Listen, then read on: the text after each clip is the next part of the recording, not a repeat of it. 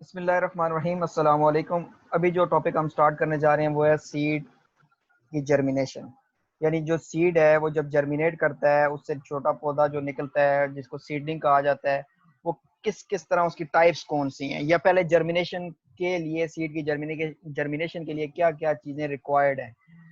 पानी रिक्वायर्ड है, oxygen required है, सॉइल रिक्वायर्ड है, न्यूट्रिएंट रिक्वायर्ड है, इन सब के बारे में हम पढ़ेंगे।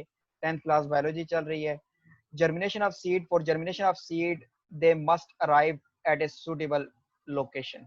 ठीक है, और उसके लिए एक फेवरेबल टाइम भी चाहिए। पहले आपने कुछ चीजें समझ लेनी है। देखें, गंदम जो है, अगर हम पंजाब के अंदर हम बात कर रहे हैं, हमारी अप्रैल के स्टार्ट में, ठीक है, ये कटाई इसकी स्टार्ट हो जाती है। मतलब उसको थ्रेशिंग करते हैं, हार्वेस्टिंग करते हैं, उसमें से भूसा हम अलग करते हैं, बीज अलग करते हैं। और उसके बाद आप देखेंगे जो बीज है उसको फौरन नहीं लगा देंगे दोबारा। बीज को आगे हम नवंबर में, ठीक है, जब बारिशें होंगी, ठीक है, तब हम लगाएंगे, वैसे नहीं लगाएंगे। क्योंकि उसका जो सूटेबल टाइम है बीज को बोने का या लगाने का, वो पंजाब के अंदर रावलपिंडी की अगर हम बात कर रहे हैं, वो कौन सा है, नवंबर हो गया, नवंबर के स्टार्ट में, ठीक है, या मिड में। ठीक है, बारिशों पे डिपेंड करता है क्योंकि ये बरानी इलाका है। आपको पता है कि बीज को नमी चाहिए होती है। नमी मतलब मॉइस्चर चाहिए होता है। जब तक जमीन के अंदर मॉइस्चर नहीं होगा तब तक हम नहीं लगा सकते। तो हमारे जो किसान हैं, जो हमारे फार्मर हैं, उनके पास यहाँ पे नहरी इलाका तो है नहीं है। ठीक है, तो अगर नहरी इलाका भी होगा तब भी उसका टाइम एक सूटेबल टाइम होता है। ठीक है, सूटेबल टाइम होगा। उस सूटेबल टाइम के अलावा हम गंदम को काश नहीं करते या उसको लगाएंगे नहीं। ठीक है, तो यहाँ पे आपने देखना है कि सूटेबल एक तो लोकेशन चाहिए, दूसरे नंबर पे फेवरेबल टाइम चाहिए। इसी तरह जो मकई है, ठीक है, मकई को अभी आपने गंदम के बाद मकई को ही लगाते हैं, कोई बाजरा, ये टाइम एक्सचेंज होता रहता है। ठीक है, जिस तरह टमाटर का एक अलग सीजन होता है।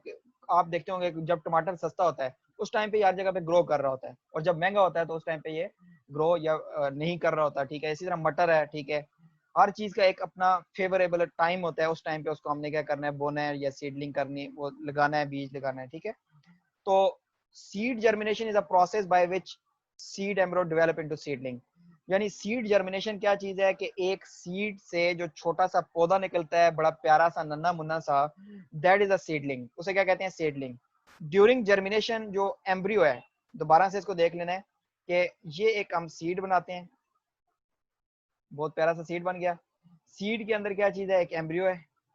ठीक है, दूसरे नंबर पे इसके अंदर एंडोस्पर्म टिश्यू है, और बाहर की साइड पे क्या है, सीड कोट है। ठीक है, तो यहाँ पे क्या बता रहा है, during germination embryo soak up with water, या soak up water which cause swell, which cause it to swell. यानी पानी को ये क्या करेगा, एब्जॉर्ब करेगा। और हमने पिछले लेक्चर में पढ़ा ये पानी कहाँ से एब्जॉर्ब करता है, माइक्रोपाइल से।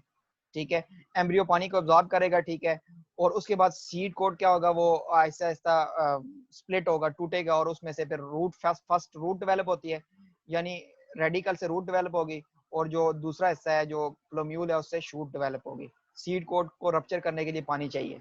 पानी नहीं मिलेगा तो सीड कोट हार्ड होगा, तो फिर, और सीड कोट लाजमी भी है। जब आप बीज, ये नहीं है कि आप बीज लगाएं तो उसके ऊपर सीड कोट अगर रप्चर होगा तो उसका मतलब ये होगा कि उसके अंदर एम्ब्रियो भी डैमेज हो चुका है, या चांसेस हैं एम्ब्रियो के डैमेज होने के। तो ऐसे सीड फार्मर ने, आपने देखा होगा फार्मर क्या करता है, जो सीड बिल्कुल प्रॉपर साफ होते हैं, ठीक है, उनको वो करते हैं, या फिर उनको पानी में भिगो के भी रखते हैं। ठीक है, थोड़े पानी में भिगो के और फिर उसको वो जो है ना वो जमीन में लगाते हैं। ठीक है, वो किस लिए लगाते हैं, ताकि उसमें जो सीड कोट है वो क्या हो जाए, थोड़ा सा नर्म हो जाए। ठीक है, अच्छा, it grows rapidly and absorb water, ये वाटर एब्जॉर्ब करेगा, न्यूट्रिएंट्स, ये सारी चीजें। इन द नेक्स्ट फेज प्लोम्यूल, यानी पहले फेज के अंदर रूट डेवलप हो रही है कहां से, रेडिकल से। ये आपने बताना है कि रेडिकल वो पोर्शन है जहां से रूट डेवलप हो रही है। पहले सीड की रूट डेवलप होती है, और फिर प्लोम्यूल से क्या चीज डेवलप होती है, शूट डेवलप होती है। क्या चीज डेवलप होती है, शूट डेवलप होती है। अच्छा, इसके बाद आपने ये देखना है कि on the basis of elongation of hypocotyl and epicotyl, ये जर्मिनेशन की टाइप है, बहुत इंपॉर्टेंट है। ठीक है, जिस तरह हमने पिछले लेक्चर में पढ़ा है एपिकोटाइल क्या है और हाइपोकोटाइल क्या है, इसको पहले आपने समझना है, और फिर आपने जर्मिनेशन की टाइप्स पढ़नी है। ये देखें, एक डाइकॉट सीड है, ये मैं एक डाइकॉट सीड बना रहा हूँ। इस सीड का ये जो पॉइंट ऑफ अटैचमेंट है, यहाँ पे बेसिकली एम्ब्रियोनिक स्टेम है। क्या चीज है, embryonic stem. Above the point of attachment that is known as epicotyl, जिस तरह हमने पिछले लेक्चर में पढ़ा है। ठीक है, आप उसको देख भी सकते हैं। ये क्या चीज है, हमारे पास एपिकोटाइल है। Epicotyl, sorry, epicotyl. एपिकोटाइल क्या है? The embryonic stem above the point of attachment of cotyledon, that is epicotyl. और below the point of attachment क्या चीज है? इसको आपने कहना है हाइपोकोटाइल। ठीक है, हाइपोकोटाइल। एक एपिकोटाइल हो गया और एक क्या हो गया? हाइपोकोटाइल। पहले तो आपने ये दो चीजें देख ली, एपिकोटाइल क्या है और हाइपोकोटाइल क्या है। तो यहाँ पे on the basis of elongation of hypocotyl, अगर हाइपोकोटाइल इलोंगेट करती है या एपिकोटाइल, दोनों एम्ब्रियोनिक स्टेम में, यानी एपिकोटाइल से भी स्टेम बनेगी, हाइपोकोटाइल से भी स्टेम बनेगी। और अगर वो कहता है हाइपोकोटाइल से अगर स्टेम बनती है तो फिर कौन सी जर्मिनेशन होगी, और अगर एपिकोटाइल से स्टेम बनती है तो फिर कौन सी जर्मिनेशन होगी? On the basis of elongation of hypocotyl and epicotyl. ठीक है, इस जर्मिनेशन के दो टाइप्स हैं। Number one, epigeal germination. Number two, hypogeal germination या hypogeal germination. Epigeal and hypogeal या हाइपोजील जर्मिनेशन। अब दोनों में फर्क क्या है, ये आपने बहुत अच्छे तरीके से समझना है।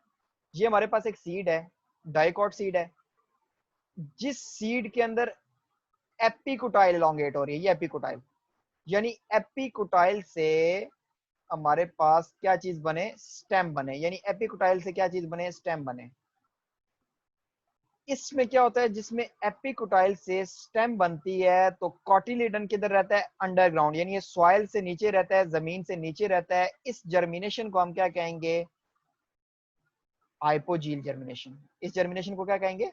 हाइपोजील। मैं दोबारा समझाता हूं, पहले लिख लेता हूं, ठीक है, फिर आपको ये हाइपोजील या हाइपोजियल जो मर्जी आप पढ़ लें, कोई टेंशन नहीं है। हाइपोजील या हाइपोजियल, बस स्पेलिंग आपको आने चाहिए। हाइपो मीन बिलो और जील मीन जर्मिनेशन, यानी ऐसी जर्मिनेशन जिसमें जो कॉटिलिडन है वो बिलो रहता है या अंडरग्राउंड रहता है या सॉइल के नीचे रहता है, उसको क्या कहते हैं? हाइपोजील जर्मिनेशन। और हाइपोजील जर्मिनेशन में क्या चीज एलोंगेट करती है? Epicotyl. Epicotyl elongate and form a hook, और उसकी वजह से ये देखें यहाँ पे, इन एपीजील जर्मिनेशन द हाइपोकोटाइल, ये एपीजील पढ़ रहे हैं, मैं पहले हाइपोजील बना रहा हूँ। यहाँ पे कौन सी पढ़ रहा हूँ? हाइपोजील। हाइपोजील, सॉरी, ये in hypogeal germination the epicotyl elongate. Hypogeal germination में अगर आपसे पूछता है तो क्या चीज एलोंगेट होती है? एपिकोटाइल। एपिकोटाइल एलोंगेट होता है and form a hook. In this type of germination the cotyledon stay underground, यानी जो कॉटिलिडन है वो अंडरग्राउंड रहता है, वो ऊपर नहीं आता। कौन सी जर्मिनेशन में? हाइपोजील जर्मिनेशन में। कौन सी जर्मिनेशन में? इन हाइपोजील जर्मिनेशन। एक मिनट, ये सॉरी, ये थोड़ा सा, इन hypogeel germination the epicotyle elongate and form a hook. In this germination the cotyledon stay underground। ये आपने यहाँ से यहाँ तक याद करना है। और एग्जांपल देनी है, पी प्लांट, मेज जो है, मकई होती है, कोकोनट आपको पता है, खोपरा कैंडी बच्चे आप बचपन में खाते रहे हैं, ठीक है। और यहाँ पे हम बात कर रहे हैं कि हमारे पास ये हाइपोजील जर्मिनेशन हो गई। अब पढ़ना है एपीजील। एपीजील में क्या होगा? एपीजील में इसमें इसमें अपोजिट होगा, यानी एपीजील जर्मिनेशन में आपने देखना है कि जो कॉटिलिडन है वो अबव द ग्राउंड जाएगा। कैसे जाएगा? क्योंकि इसके अंदर ये जो निचला पोर्शन है, जो नीचे वाला पोर्शन होता है, जिसको कहते हैं हाइपोकोटाइल, हाइपोकोटाइल एलोंगेट होता है and form the hook, and जो कॉटिलिडन है वो किधर चला जाएगा? Above the ground. अभी आपने देखना है, in epigeal germination the hypocotyl elongate and form of hook pulling the cotyledon above the ground. Epi mean above and zeal mean germination. ऐसी जर्मिनेशन जिसमें कॉटिलिडन अबव द ग्राउंड आ जाए उसको हम क्या कहेंगे? एपीजील जर्मिनेशन। और एग्जांपल क्या है? पपाया, ठीक है, पपाया कहते हैं जो वो होता है पपीता, ठीक है। और इसके बाद कॉटन जो है, कपास, और बीन्स जो है, फलियां वगैरह जो होती हैं इनके अंदर होती है। अच्छा, अच्छा, ये हमारे पास यहाँ तक आएगा, ठीक है। एपीजील जर्मिनेशन और हाइपोजील, इन दोनों में फर्क क्या है ये आपने अभी देखना है, मैं साथ साथ आपको समझ भी आ जाए। ये ऊपर कौन सी लिखी है? हाइपोजील, और नीचे कौन सी लिख रहे हैं? एपीजील। कौन सी लिख रहे हैं? आपने याद करने के लिए, बहुत इंपॉर्टेंट है, ये लॉन्ग क्वेश्चन आता होता है 10th क्लास में और काफी दफा आ चुके हैं। एपीजील जर्मिनेशन, ठीक है, टाइप्स ऑफ जर्मिनेशन। एपीजील में क्या चीज एलोंगेट होती है? किस चीज से उल्ट करना है? एपीजील में हाइपोकोटाइल से स्टेम बनती है, यानी हाइपोकोटाइल एलोंगेट होती है। एपीजील में क्या चीज एलोंगेट होती है? हाइपोकोटाइल। और हाइपोकोटाइल हमने आज भी पढ़ा है और पिछले लेक्चर में भी पढ़ा है। और हाइपोजील जर्मिनेशन में उसका उलट कर लेना, हाइपो का उलट क्या होता है, एपी, यानी एपिकोटाइल एलोंगेट होती है। क्या चीज एलोंगेट होती है, एपिकोटाइल एलोंगेट होती है। और फॉर्म आउट एंड कॉटिलेडन क्या रहता है, स्टे अंडरग्राउंड। दोबारा से इसको देख लेना 1 मिनट में जल्दी से। On the basis of elongation, hypocotyl और एपिकोटाइल के बेसिस पे दो किस्म की जर्मिनेशन है, एपीजील जर्मिनेशन और हाइपोजील जर्मिनेशन। एपीजील जर्मिनेशन क्या होती है, जिसमें हाइपोकोटाइल एलोंगेट होती है and form of pulling the cotyledon above the ground. Epi mean above and zeal mean germination, यानी कॉटिलेडन अबव द ग्राउंड आता है। और हाइपोजील जर्मिनेशन में क्या होता है, जिसमें एपिकोटाइल, ये आपने लाजमी याद रखना है, मैंने कहा हाइपो में आपने उलट करना है एपी, याद रखने के लिए। हाइपोजील में हाइपो मीन बिलो और जील मीन जर्मिनेशन, और एपिकोटाइल क्या है, जो अबव द कॉटिलेडन होता है।